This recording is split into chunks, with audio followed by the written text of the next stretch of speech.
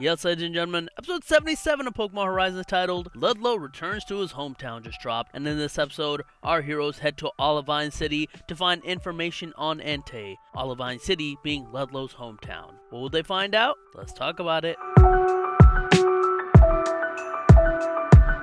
This is one of those episodes where the premise of it isn't resolved until the final few minutes of the episode, similar to last episode, but the difference is that this time it's a character writing of one of our hero character instead of someone random. In this episode, our heroes arrive in Olivine City to ask the people around the city about if they've seen or heard of Entei. Instead, the episode turns into showing us Ludlow's past, and I like that. We see Olivine City as it used to be, how things have changed over time, sometimes for the good, like an empty lot turning into a bakery, and sometimes for the worse, like shops turning into empty lots. However, Ludlow knows that as people change, so do cities, so he doesn't seem too bothered by it. They ask around about Entei, but no one seems to have seen any. They eventually come across a man named Mamoru cleaning a dock near a rental boat shop. When they approach him, however, the man runs back inside the building. Turns out he was watching an old action film of a guy fighting a Sharpedo, the action star's name being Ginjiro. And Ginjiro was a massive hit back in days. He was Olivine City's own superstar, and his Versus Sharpedo series was a massive hit. But after a while, he just disappeared. Those movies are seemingly referencing B-movies that become massive hits, and their plots don't seem to make sense after a while. Like, the closest comparison I can think of is probably the Halloween series, which started off like this serious horror and psychological film, but became more and more wacky and goofy as the sequels continued. We learned that Quagsire was also an important part of the behind-the-scenes member of Ginjiro's cast. We also learned some more things like Olivine City used to have a film studio, which is a bit of a fun lore.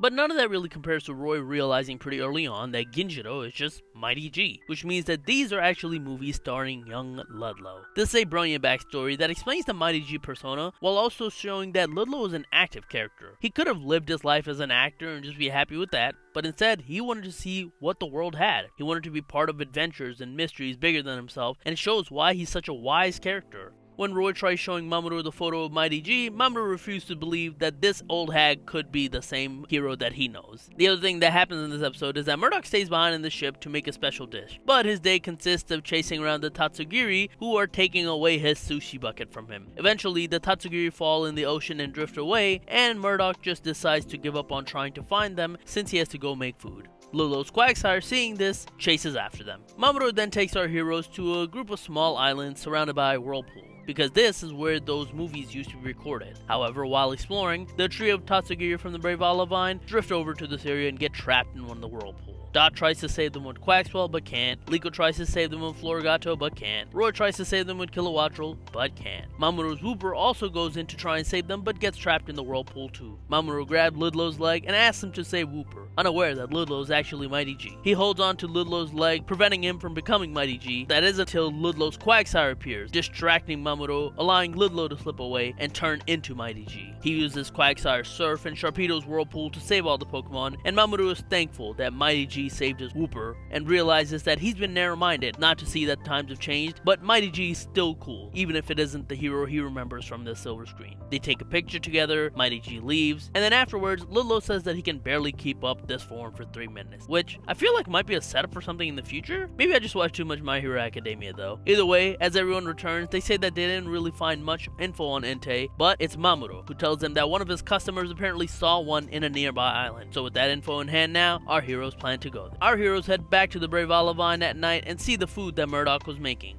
It looks good, but he made it in a wash tub. That's because the sushi tub was being taken by Tatsugiri. The episode ends on a fun joke as Murdoch once again begins chasing them and Ludlow makes a pun-filled joke about it. This is just a fun episode for a backstory. It does technically advances the plot for those who really care about every episode only having to advance the plot, but this episode really isn't about that. It's about showing a fun backstory to one of the more low-key members of the Risingville Tacklers. It gives you some perspective on why Ludlow is the way he is, why he's so strong, and his philosophies on life itself. Ludlow's a really awesome character. This was a fun episode, and I really enjoyed it. But what about you guys? What did you guys think about this episode? Let me know in the comments down below. Other than that, be sure to like, share, subscribe. That's it. I will talk to you guys later. Peace.